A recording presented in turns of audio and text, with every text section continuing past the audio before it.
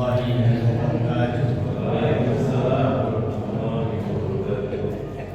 Alhamdulillahi rabbil alamin wa bihi nasta'in ala umuri dunya waddin. Asyhadu an la ilaha illallah wahdahu la syarika lahu wa asyhadu anna Muhammadan abduhu wa rasuluhu. Allahumma shalli wa sallim wa barik ala habibina wa syafi'ina maulana Muhammadin wa ala alihi wa sahbihi wa sallim ajma'in. Amma ba'du. Allahumma ij'al jam'ana hadha jam'an marhuma wa tafarraqana min ba'dihi tafarraqan ma'suma wa ighfir lana wa li abaina wa ummahatina wa sa'iril muslimina wal muslimat min masyariqil ardi ila magharibiha bi rahmatika ya arhamar rahimin. Jamaah maghrib mulia oleh Allah.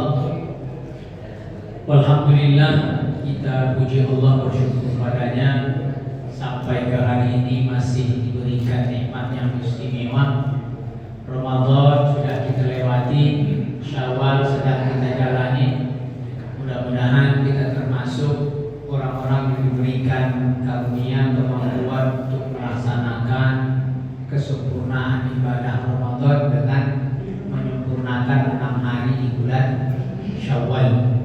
Sesuai kata Nabi, man shoma Ramadan, siapa yang berpuasa sebulan Ramadan, summa atba'a sittan min Syawal, kemudian dia lanjutkan 6 hari di bulan Syawal, maka fadilahnya seakan-akan dia berpuasa setahun penuh. Insyaallah ditambah lagi bulan Syawal ini, saya lihat tadi purnama bulan besar, berarti 13, 14, 15 sedang berlangsung. Ini juga bagian daripada fadilah dari Allah, sehingga kita bisa melaksanakan puasa setiap bulan 3 hari. Kata Abu Hurairah, "Ausani khalili, kekasihku Muhammad berwasiat kepadaku untuk mengamalkan 3 perkara." Dan kata Abu Hurairah, sejak ku dengar itu tidak sekalipun aku meninggalkannya. Hebatnya Abu Hurairah, hebatnya sahabat Nabi. Dia dengar, dia praktekin, tidak dia tinggalkan. Dari awal dia dengar sampai dia mati. Puasa 3 hari setiap bulan, 13, 14, 15 di bulan Qamariyah dilakoni oleh Abu Hurairah. Kemudian rakaat duha, salat duha 2 rakaat. Kemudian salasa rakaat minal witri, 3 rakaat salat witir. Jadi 3 hal ini dari pertama dia dengar sampai dia mati tidak pernah dia tinggalkan. 3 hari puasa setiap bulan, kemudian duha, salat duha 2 rakaat setiap hari, setiap pagi, kemudian 3 rakaat witir sebelum tidur, tidak ditinggalkan oleh Abu Hurairah. Ya, kenapa? Karena itu sunnah, maka dia tidak mau meninggalkan. Kalau zaman kita kan kembali, kamu kok nggak puasa? Kan cuma sunnah. Ya, sama-sama karena sunnah. Dulu mereka melakukannya, sekarang kita meninggalkannya. Karena kalau nggak wajib, baru rasa kita nggak berat. Kalau wajib baru berat, harus. Tapi kalau sunnah kadang ditinggalin, nggak ada masalah. Yang penting kita tahu ini sunnah, ini wajib. Kalau dikerjakan yang sunnah dapat pahala, ditinggalkan tidak berdosa. Nah, insyaallah ditinggalkan tidak berdosa, tapi kalau dikerjakan dapat pahala. Jadi kita pengen pahala banyak, maka kerjakan semaksimal mungkin sedaya mampu kita, meskipun itu amalan yang disunnahkan oleh Rasul Sallallahu Alaihi Wasallam. Mudah-mudahan kita bisa melaksanakan amalia-amalia sunnah sebagai bentuk taqarrub ila Allah, mendekatkan diri kita kepada Allah.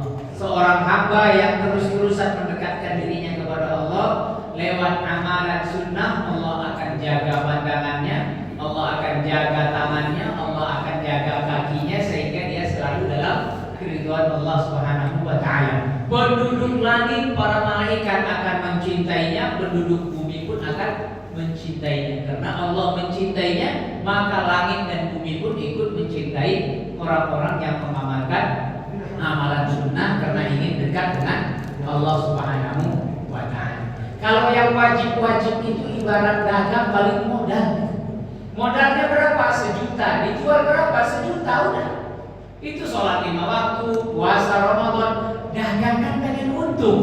Modal berapa? 1 juta. Kamu jual berapa? 1.500.000. Untungnya mana? 500. Kau bisa untung, ya itu amalan sunnah. Kalau kita tidak kerjakan amalan sunnah berarti kita cuma balik modal. Betul, kita insya Allah tidak masuk neraka, tapi pengennya masuk surga, derajat kita ditinggikan oleh Allah Subhanahu wa Ta'ala. Jemaah muliakan Allah, selanjutnya salawat salam kita bagi baginda Nabi, qudwah kita, teladan kita di malam hari ini. Terus kita lanjutkan kajian Sahih Muslim. Kitab Sahih Muslim di antara kitab hadis yang diyakini oleh para ulama adalah kitab paling sahih kedua. Setelah Sahih Bukhari ada Sahih Muslim. Jadi derajatnya begitu. Sahih Bukhari, Sahih Muslim, baru Sahih yang lain. Ada Sahih yang lain. Sahih Ibnu Hibban ada. Ya, nantinya kumpulan hadis-hadis yang sahih dikumpulkan oleh para ulama. Jadi tidak semua kitab hadis itu isinya kitab sahih, hadis sahih. Ada juga hadis-hadis yang tidak sahih. Apakah ulamanya tahu itu tidak sahih? Tahu. Terus kenapa dia masukkan? Karena hadis yang dhaif menurut dia boleh jadi sahih menurut ulama yang lain.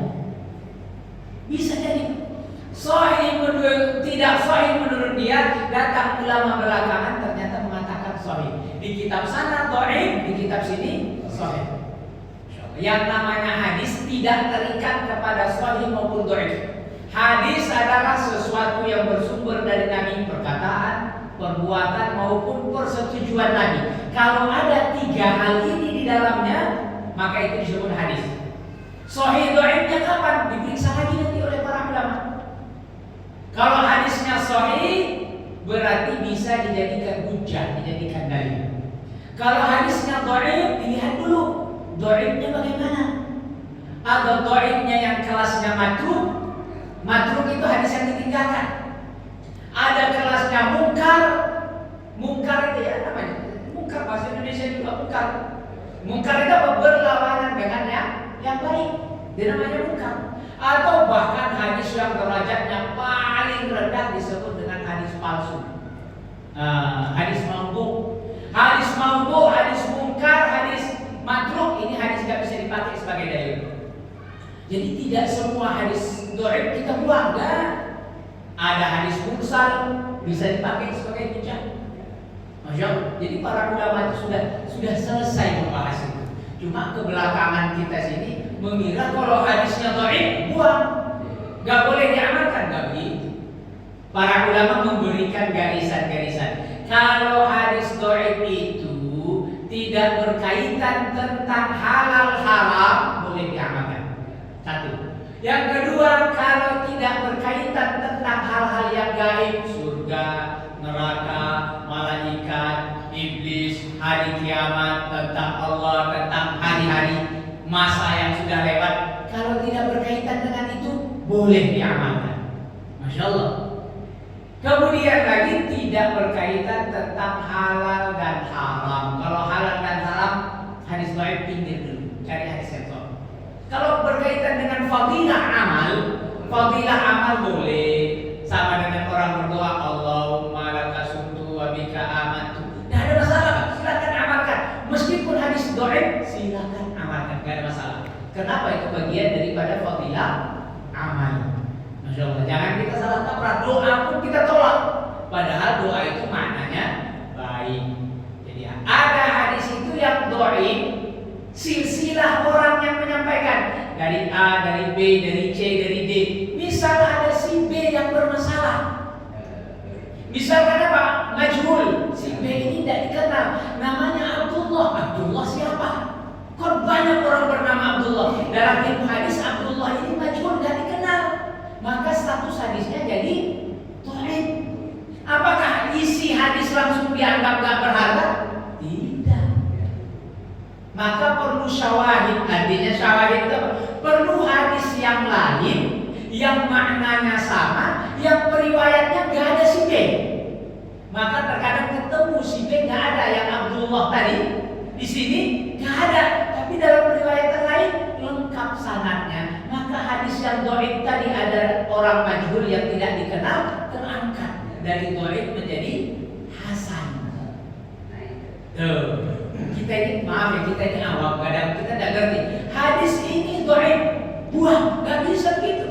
Karena bisa jadi ada syawahid, ada saksi hadis yang lain yang kontennya sama, tapi penyebab dhaifnya nggak ada. Maka hadisnya naik menjadi hasan, disebut dengan hasan li ghairi. Hadisnya menjadi baik karena dikuatkan oleh riwayat yang lain. Singkatnya 4 hadis makbul, 4 hadis yang diterima sahih li dzati. Sahih dengan sendirinya, nggak ada masalah dari apa. Ada sahih li ghairi, disahihkan karena ada riwayat yang lain. Tadinya dia tak sahih, mungkin derajatnya cuma hasan, tapi naik bisa menjadi sahih karena dikuatkan dari sahih. Yang ketiga hasan li dzati, hasan dari sendirinya udah hasan, udah baik, udah baik. Baru yang keempat adalah hasan li ghairi. Jadi 4 derajat hasan. Hasan li ghairi tadinya hadis dhaif tapi menjadi hasan, bisa dijadikan hujjah. Ya ini kerjaannya para ulama, kita cuma bisa membaca, cuma ngekor. Kita maaf ya kalau dibilang orang sahih hadisnya, ya nggak bisa orang. Karena kita juga nggak ngerti. Kejadian seorang ulama di Mesir ditanya sama orang, Syekh itu hadisnya sahih nggak sahih? Ya coba sebutkan dari siapa sanadnya. Disebutkan oleh Syekh ini asal-asalan Pak, dari Abdullah, dari Mahmud, dari Ahmad. Dia sebutkan 4 orang asal-asalan. Kata orang yang nanya, gitu dong, disebutkan biar jelas. Ketawa dia. Loh kok ketawa Syekh? Yang disebutkan dari Ahmad siapa? Itu yang jual sayur dekat rumahku. Nah, Muhammad itu yang jual ikan. Si ini yang tukang ledeng, itu tukang baikin keran. Menunjukkan apa? Orang awam gak akan ngerti kalau kita bukan orang yang berkecimpung di ulama hadis. Makanya hadis Sahih Muslim ini ditulis an Abi Hurairah, langsung dari Abu Hurairah. Antara Abu Hurairah ke Imam Muslim gak dituliskan, gak dituliskan, kecuali dia sudah disyarah kayak begini. Sudah penjelasannya. Haddasani, bercerita kepadaku Harmalah bin Yahya. Imam Muslim mendapat hadis ini dari Harmalah bin Yahya. Akhbarana Ibnu Wahab akhbarani Yunus an Abi Syihab an Abi Salamah an Abdurrahman wa Sa'id al-Musayyib an Abi Hurairah. Baru lengkap sanadnya. Kenapa? Ini keperluan ulama hadis.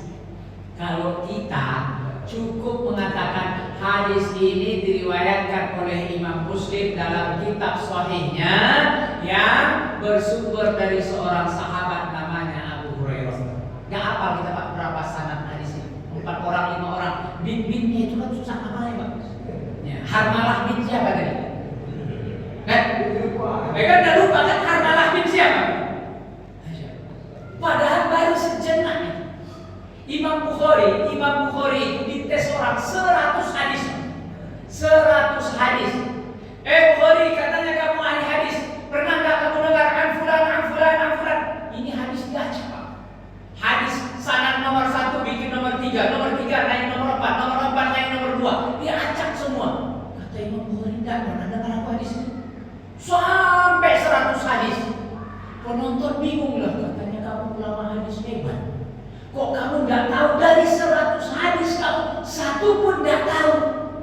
Kata Imam Bukhari, hadis pertama tadi yang katanya dari si Fulan bin Fulan, sebenarnya bukan si Fulan bin Fulan, tapi bin Fulan yang nomor 4, yang nomor 1, yang nomor 3, yang nomor 2, yang nomor 2, yang nomor 4. Dia acak pertama dikembalikan oleh Imam Bukhari sempurna 100 hadis. Padahal baru dia dengar diacak, kayak itu. Diacak 100 hadis sanadnya bisa disusun kembali oleh ulama yang bernama Bukhari. Itulah ulama hadis. Kalau kita tadi udah bingung kan? Imam Muslim dapat dari Harmalah bin siapa tadi? Lupa. Bin Yahya. Ya, karena sama bin Yahya saya masih ingat. Kalau tidak bin Yahya juga saya tak lupa. Kalau tidak ingat juga. Masya Allah. Itulah perlunya keterangan ulama hadis di sini. Nah kita ini paling rujuklah dari sahihnya Imam Muslim, dan diriwayatkan dengan sanad yang bersambung. Sanadnya bersambung sampai kepada Abu Hurairah, dari Abu Hurairah kepada Sa'id bin Musayyib, kepada para tabi'in sampai kepada Harmalah bin Yahya, baru sampai kepada Imam Muslim. Masya Allah. Dan ajaibnya, saya katakan ajaib, Imam Muslim itu bermazhab Hambali. Imam Muslim mazhab Hambali. Imam Bukhari mazhab Syafi'i.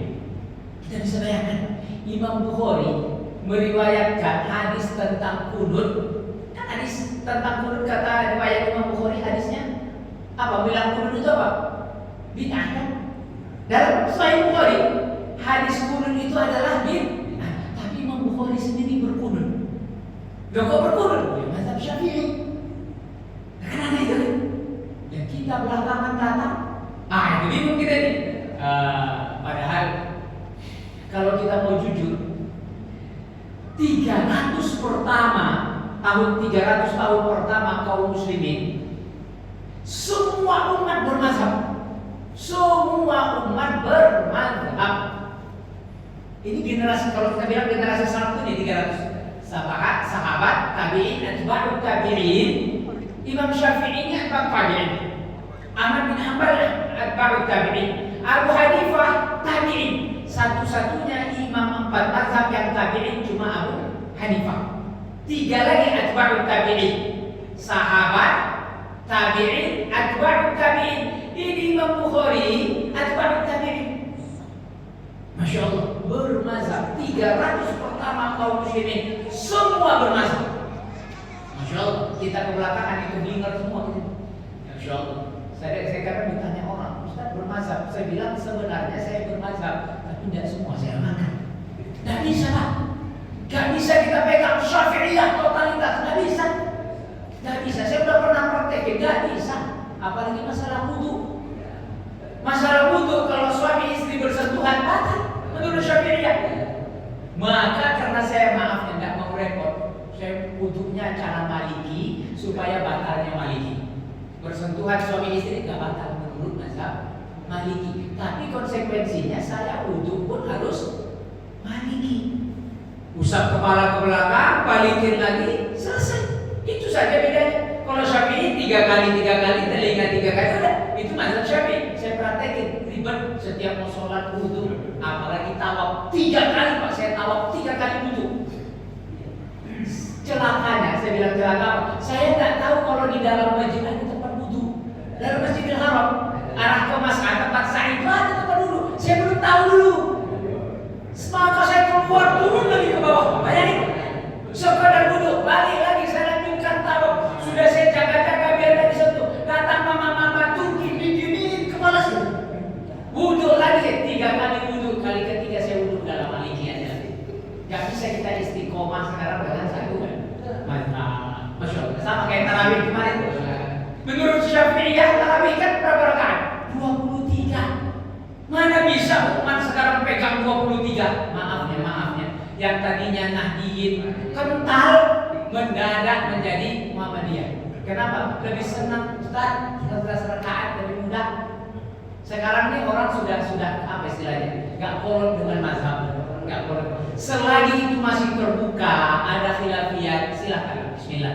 Ya, yang penting ada dasarnya yang tidak dibuat-buat. Karena khilafiyat ini kan gak bisa terbantahkan. Pasti ada dalam umat ini, pasti ada. Fikih kita khilafiyat. Tafsir hadis pasti khilafiyat. Gak mungkin kita sepakat dalam hal itu semua. Masya Allah. Sejarah pun kita akan berbeda pendapat. Tafsir, hadis, fikih, sejarah, 3 hal ini kita tidak akan pernah sepakat. Isra wal Mi'rajnya Nabi, umat Islam tidak sepakat kapan terjadi. Tapi sama-sama yakin pasti Isra wal Mi'raj benar. Cuma waktunya kapan beda pendapat. Ada yang bilang 27 Rajab, ada yang bilang bulan Ramadan, ya. Ada yang bilang bulan Muharram. Beda-beda. Tapi umat yakin Isra wal Mi'raj jelas. Ada ayatnya. Subhanalladzi asra bi'abdi. Yang penting itu terjadi sebelum hijrah, 1. Yang kedua itu terjadi setelah Amul Huzni, tahun kesedihan, dan setelah Nabi pulang dari Taif. Itu sepakat para ulama. Tahunnya ada yang bilang tahun 8, ada bilang tahun 10. Beda-beda pendapat para ulama. Karena kita tidak akan bisa sepakat dalam 3 hal ini. Sejarah, fikih, tafsir maupun hadis. Nggak akan sepakat kita dalam hal itu. Akan ada perbedaan. Tak terkecuali hadis yang akan kita baca di malam hari ini pun begitu, para ulama nanti tidak akan sepakat tentang konten isi hadisnya. Makanya perlu kita dengarkan pendapatnya Imam Nawawi, pendapatnya Ibnu Hajar.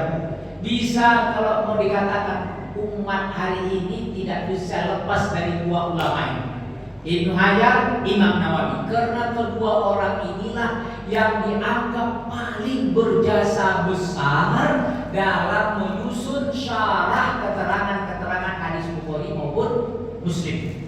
Tidak terbantahkan ini. 2 orang ini paling berjasa. Kalau tanpa mereka kita buta. Gak cukup kita baca hadisnya langsung paham, gak. Ada sisi yang kalau kita gak dengarkan dari mereka gelap.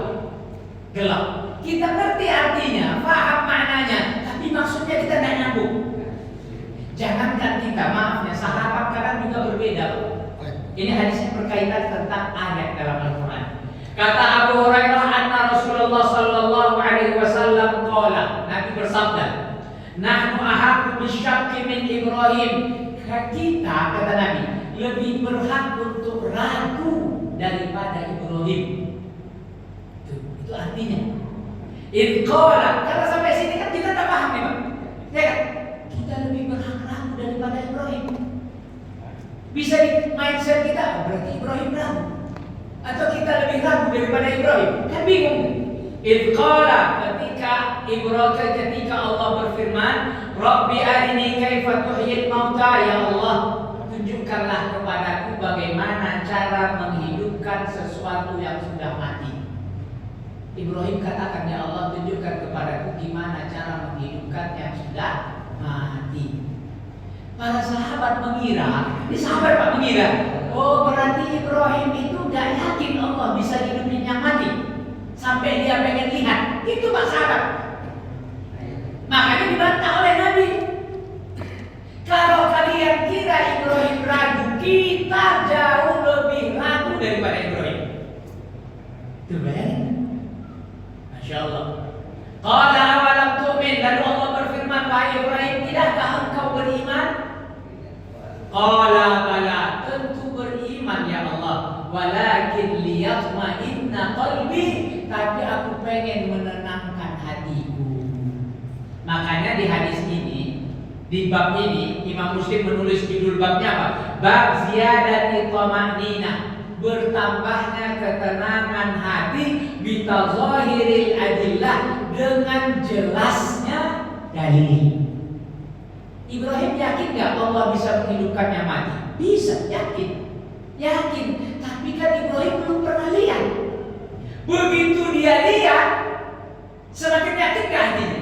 Semakin yakinlah hatinya.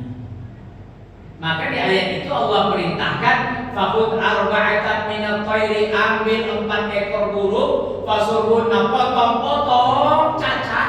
Ini 1 ekor, 2 ekor, potong-potong, aduk diaduk, dia campur-aduk Pak.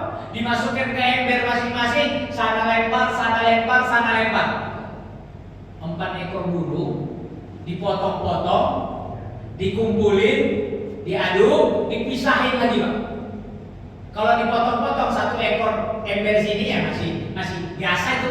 Ini dicampur aduk, sayap yang sana ada di sini, kaki yang sana ada di sini, paruh yang sana ada di sini. Ini kan susah ya Pak. Kayak puzzle kalau kita bilang kan. Ada 4 jenis puzzle digabung jadi 1, ditebarin di 4 posisi. Masya Allah. Panggil kamu Ibrahim, burung yang udah kamu potong-potong tadi. Saya udah panggil burung itu. Ya tinaka saya, sesegera mungkin ke-4 burung itu akan datang kepadamu. Tadi kan teori saja Ibrahim. Beriman itu masih teori.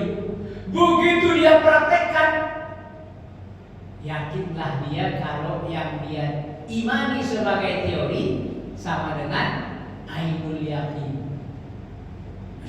Kita ini kan ada levelnya ilmu yakin. Itu namanya teori Pak. Kita kan yakin ada surga kan? Yakin. Ada neraka kan?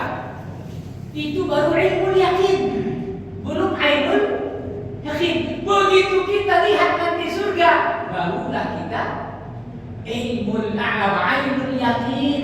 Setelah kita masuk hakul yakin. Karena bisa jadi yang kita lihat itu boleh jadi nggak nyata. Yang kita ketahui dari sekadar ilmu itu kezihni di dalam akal pikiran kita. Ilmu itu kan begitu. Begitu kita udah lihat, oh ternyata benar. Itu baru apa namanya? Ainul yakin. Kita lihat. Begitu kita masukin hakul yakin. Jadi Ibrahim itu pengen dari ilmu yakin menjadi ainul yakin. Bukan dia ragu. Kata Nabi kepada para sahabat, kalau kalian kira Ibrahim ragu, dia padahal Nabi ulul azmi, maka kita ini siapanya Ibrahim. Kalau kalian kira Ibrahim ragu tentang kemampuan Allah menghidupkan yang mati, harusnya kita jauh lebih ragu. Makna terbaliknya apa? Kalau kalian sendiri yakin Allah bisa menghidupkan yang mati, apalagi Ibrahim, dia Nabi Abul Anbiya, bapaknya para Nabi. Masya Allah, maka dia harus jauh lebih yakin daripada kalian. Masya Allah. Nabi Muhammad itu orang yang tahu. Seorang sahabat pernah memuji Nabi Muhammad sallallahu alaihi wasallam dengan panggilan ya khairal bariyah. Kan ada shalawatnya. Khairal bariyah. Itu panggilan sahabat kepada Nabi. Khair sebaik-baik al-bariyah, makhluk yang berjalan di muka bumi. Sahabat memanggil Nabi, ya khairal bariyah, wahai sebaik-baik makhluk yang berjalan di muka bumi. Betul gak Nabi sebaik-baik makhluk? Betul. Mana lebih baik Nabi Muhammad atau Nabi Ibrahim? Nabi Muhammad jelas. Jelas Nabi Muhammad. Tapi apa kata Nabi Muhammad begitu dipanggil oleh sahabat? Ya khairal bariyah. Apa kata Nabi? Zaka Ibrahim. Orang itu ya Ibrahim. Ibrahim. Nabi tawadhu, berendah. Orang yang tawadhu, kata Nabi, mazadallahu tawadhian illa, tidak ada yang orang-orang yang tawadhu, tidak ada yang ditambah oleh Allah kecuali keagungan dirinya. Masya Allah. Makanya Nabi pernah juga dalam hadis mengatakan, la tusayyiduni, jangan kalian panggil aku sayyid.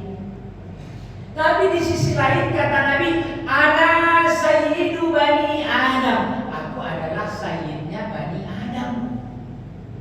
Tuh, dia ngaku sayyidnya bani Adam. Tapi dalam riwayat lain kata Nabi, jangan panggil aku sayyid. Kenapa? Tawadhu'nya Nabi sallallahu alaihi wasallam. Masya Allah. Jadi Nabi itu tawadhu. Meskipun dia itu adalah sayyidul bashar, bapaknya manusia yang paling istimewa adalah Nabi Muhammad sallallahu alaihi wasallam, tapi tetap dia katakan Ibrahim itu yang khairul bariyah. Masya Allah. Bagaimana mungkin Ibrahim ragu tentang Allah mampu menciptakan yang mati?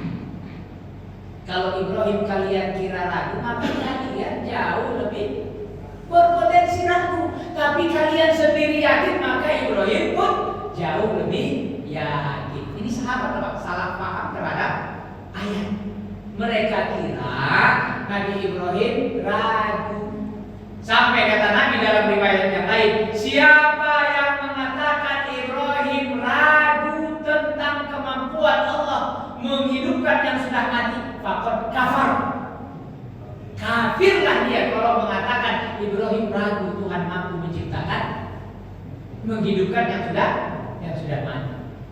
Masya Allah. Sebegitunya Nabi membela Nabi Ibrahim alaihi salam.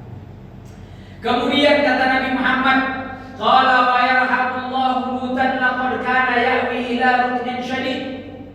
Begitu juga berkaitan dengan Nabi Ibrahim. Kemudian sekarang tentang Nabi Lut. Kata para sahabat, oh ternyata Nabi Lut itu tidak berpegang pada Allah. Loh kok bisa? Ini firman Allah. Apa kata Allah menceritakan Lut? Lau annani bikum quwwah, seandainya aku memiliki kekuatan untuk menolong kalian, au awi ila ruknin syadid, atau aku punya keluarga tempat aku berpegang. Berarti Lut berpegang kepada kekuatannya dan keluarganya. Masya Allah. Maka dijelaskan oleh Ibnu Hajar juga, Nabi Lut ini kan ponakannya Nabi Ibrahim, datang dari Irak. Kemana? Ke negeri Syam. Jauh nih Pak, Irak. Irak itu ke negeri Syam jauh. Di mana tempatnya? Tempatnya di Yordania hari ini. Nabi Lut ini diutus oleh Allah ke kaum Sodom. Kaum Sodom itu dengan Nabi Lut tidak punya ikatan kekeluargaan. Nabi Soleh dengan kaumnya punya ikatan. Nabi Syuaib dengan kaumnya punya ikatan. Memang kekerabatan sendiri. Nabi Lut enggak, dia orang asing datang dari Irak bersama Nabi Ibrahim. Dia diutus ke kaum Sodom, Nabi Ibrahim ke Palestina. Apa kata Nabi Lut? Seandainya aku punya kekuatan sendiri untuk menolong kalian, pasti kutolong. Aku pun tidak punya keluarga. Orang di kampung sini bukan kerabatku, bukan sepupuku, bukan ponakanku, bukan saudaraku, enggak. Dikira sahabat. Oh, berarti Nabi Lut tidak berpegang kepada Allah. Dia berpegang kepada kekuatannya sendiri dan kekerabatannya sendiri. Diproteslah oleh Nabi. Enggak begitu, kata Nabi. Diluruskan oleh Nabi, enggak begitu cara pemahaman terhadap ayat. Terus bagaimana ya Rasulullah? Ruknin syadid yang dimaksud oleh Nabi Lut itu adalah Allah sendiri. Masya Allah. Itu menunjukkan bahwa Nabi Lut sebenarnya sangat ingin menolong tamu yang datang kepadanya. Kan datang kepada Nabi Lut malaikat. Pertama datang kepada Ibrahim. Ibrahim, kami bawa berita ini. Berita apa? Ada berita gembira, ada berita sedih. Nah, yang mana duluan? Yang mau yang gembira dulu boleh, yang sedih dulu boleh. Yang gembira dulu apa? Engkau akan punya anak. Kan datang malaikat itu mengabarkan kepada Nabi Ibrahim dia akan punya anak. Istrinya di belakang dengar akan punya anak. Fasakkan wajah, dia tampar wajahnya. Kenapa? Dia udah tua. Benarkah ini? Aku akan punya anak kan begitu. Tidak yakin dia, tapi ya mereka malaikat. Udah tua, gimana ceritanya punya anak udah menopang? Apa susahnya bagi Allah? Wa aslahna lahu zauja. Kami perbaiki istrinya. Apa susahnya bagi Allah? Rahim yang sudah kering dibikin lembab kembali. Ada susahnya. Fasakkan wajah, dia pukul wajahnya. Itu berita gembira. Engkau Ibrahim akan segera punya anak. Gembira Nabi Ibrahim. Masya Allah. Anak yang mana? Anak Ishak. Ya, anaknya yang dari Ishak. Karena istrinya yang melahirkan Nabi Ismail kan Hajar kan? Ya, ini kan ini istri yang pertama dia nikahi. Sarah yang lama tidak punya anak, akhirnya bisa punya anak. Kan membawa kabar gembira para malaikat. Tapi mau diperkosa oleh penduduk kaum Sodom. Kata Nabi Lut, aku tidak bisa menolong. Mereka datang kepada Nabi Lut karena berita buruknya apa? Kaum Nabi Lut akan dibinasakan oleh Allah. Kapan? Subuh nanti. Subuh nanti. Iya. Alaysa subuh biqarib. Subuh kan bentar lagi. Ini udah jam 8 ya. Kita bilang subuh nanti kan jam 3 cepat. Iya. Terus gimana nasib Lut dan orang-orang yang beriman? Allah akan selamatkan mereka. Ada berita gembira, ada berita duka. Datanglah malaikat kepada Nabi Lut. Nabi Lut pun ingin melindungi kedua malaikat tadi. Kenapa? Mau dirampas oleh kaum Sodom. Kaum Sodom pun suka kepada sejenis yang laki-laki. Kata Nabi Lut, aku tidak bisa menolong kalian. Kenapa? Ya aku lemah. Ini kaum ini luar biasa ini. Seandainya aku punya kekerabatan, tolong kalian. Ini bukan saudaraku, bukan kerabatku. Aku tidak punya kekuatan. Dikira oleh sahabat Nabi Lut ini tidak yakin kepada kekuatan Allah. Diluruskan oleh Enggak begitu. Awawi ila ruknin syadid, maksudnya bahwa Nabi Lut itu berpegang kepada ruknin syadid, sisi yang paling kuat. Kata Nabi, maksudnya itu adalah Allah Subhanahu wa ta'ala. Bayangin Pak, sekelas sahabat hampir salah paham. Bahkan di Indonesia ini beberapa ceramah saya dengar ada yang mengatakan Nabi Ibrahim mencari Tuhan. Ya, kan ada ayatnya. Nabi Ibrahim ketika melihat matahari, hada akbar, melihat bulan, hada akbar.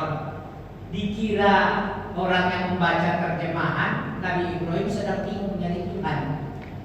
Padahal itu Nabi Ibrahim sudah jadi Nabi.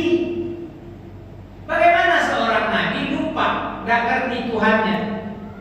Maka di ujung ayat apa kata Nabi Ibrahim?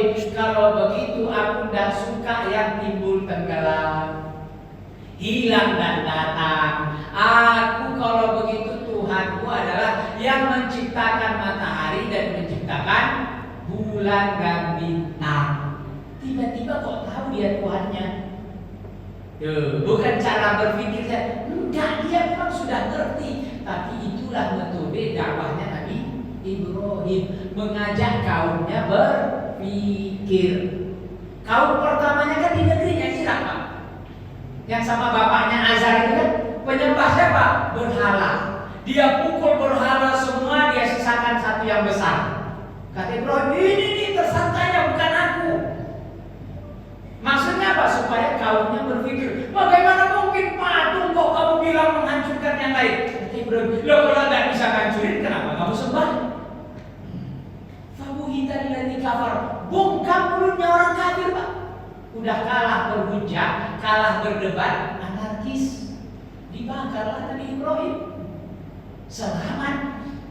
Habis dari situ Nabi Ibrahim berangkat lagi kemana? Ke negeri Syam. Sebelum ke Palestina. Syam itu kan Palestina ujungnya Syam. Sebelah lagi baru Mesir. Sampai dia di negeri Syam, kalau kita katakan Suriah sekarang, ketemu ini kaum penyembah berhala.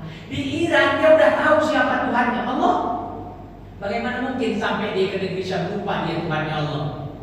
Nah, jadi bukan berarti Ibrahim mencari Tuhan, tapi metode dakwahnya Nabi Ibrahim mengajak kaumnya berpikir. Kenapa? Kaum hari itu penyembah bintang, penyembah bulan, penyembah matahari. Kata Ibrahim, oh berarti ini Tuhan. Oh ini besar, besok hilang. Oh ini lagi yang lebih terang, besok hilang. Aku tidak suka yang timbul tenggelam. Berarti Tuhan yang sebenarnya adalah pencipta bulan, bintang dan matahari. Itu metode dakwahnya Nabi Ibrahim, mengajak kaumnya berpikir.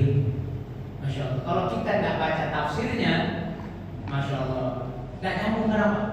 Kita baca terjemahan, tidak baca tafsir, kita kira udah benar itu pemahaman kita. Salah. Jangankan kita, sahabat aja yang salah paham di sini.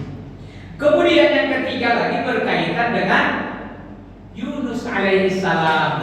Lau labithtu fis sijni tula labis Yusuf la ajabtu da'i. Begitu juga Nabi Yusuf alaihissalam.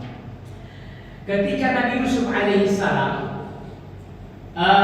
di penjara, kepada salah seorang temannya Nabi Yusuf, ia berpesan. Apa kata Nabi Yusuf? Uzkurni inda rabbik. Sebut-sebut namaku ya. Kalau kamu udah keluar, kan ceritanya ada orang dua ditahanan di dalam penjara. Yang satu diramal oleh Nabi Yusuf, kamu yang tukang kasih, yang kan bermimpi itu. Orangnya bermimpi, kepalanya ditaruh roti, kemudian dimakanin burung. Yang satu lagi bermimpi dia memeras anggur, ngasih minum. Kata Nabi Yusuf, kamu yang mimpi di kepala roti dipatokin burung, kamu akan dihukum mati. Kamu yang memeras anggur, kamu akan dilepaskan bebas. Benar, dua orang ini sesuai dengan takwil mimpinya Nabi Yusuf benar. Keluarlah ini orang yang memeras anggur, kembalilah dia menjadi pelayan di kerajaan. Begitu orang ini keluar, kata Nabi Yusuf, sebut-sebut namaku ya kalau kamu udah keluar nanti. Uzkurni inda rabbik, sebut namaku kalau kamu nanti sudah bertemu dengan rajamu.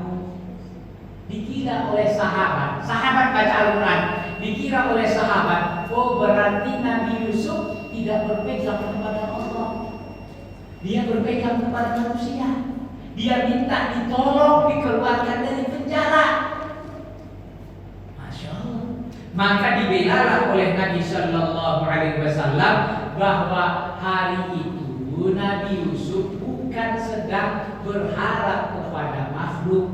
Loh, buktinya mana? Buktinya kan datang berikutnya, Pak. Datang putusan untuk mengeluarkan Nabi Yusuf. Yusuf, kamu sudah boleh keluar sekarang. Kata Nabi Yusuf, aku tidak mau keluar. Loh, kenapa? Sampai jelas statusmu. Disuruh keluar, Pak, dia tidak mau keluar. Kalau memang dia pengen keluar, berharap kepada makhluk, begitu suruh keluar, keluar dong. Tapi Nabi Yusuf tidak mau. Loh, kok bisa? Sampai ada keterangan resmi, hitam di atas putih, ada stempel basah, barulah aku keluar. Nabi Yusuf nggak tanya dulu, Pak, gimana aku bisa keluar? Yang dia tanya, gimana itu nasib-nasib perempuan yang sampai mengiris-iris tangan mereka? Itu duluan yang diperhatikan Nabi Yusuf. Aku nggak mau keluar sebelum urusannya mereka ini jelas semua. Menunjukkan apa kata Muhammad? Menunjukkan bahwa Nabi Yusuf tetap berpegang kepada Allah, tidak berpegang kepada makhluk. Sahabat dalam 3 ayat berkaitan tentang Nabi Musa, berkaitan tentang Nabi Lut, berkaitan tentang Nabi Yusuf alaihissalam pernah salah menduga. Tapi dijelaskan oleh Nabi, akhirnya pahamlah sahabat bahwa Nabi Yusuf, Nabi Lut dan Nabi Ibrahim ketika Nabi ini adalah nabi-nabi yang istimewa, imannya sempurna, tidak pernah ragu dan tidak pernah melepaskan pegangan mereka kepada Allah Subhanahu wa Ta'ala. Demikian sampaikan, mudah-mudahan menambah keimanan dan keyakinan kita kepada Allah serta kecintaan kita